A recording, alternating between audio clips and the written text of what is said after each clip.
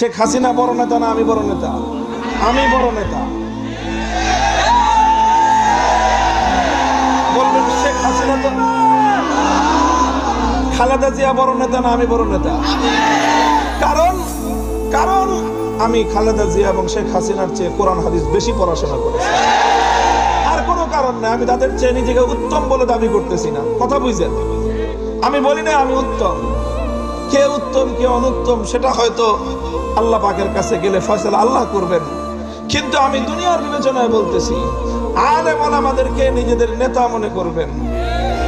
ওলামায়ে কেরাম যেই কথা বলবে, কর্মীরা যেই কথা যেইভাবে শুনে নেতার কথা, জনগণ আওয়ামী লীগ করেন বিএনপি করেন আলেমদের কথা সেইভাবে শুনবেন।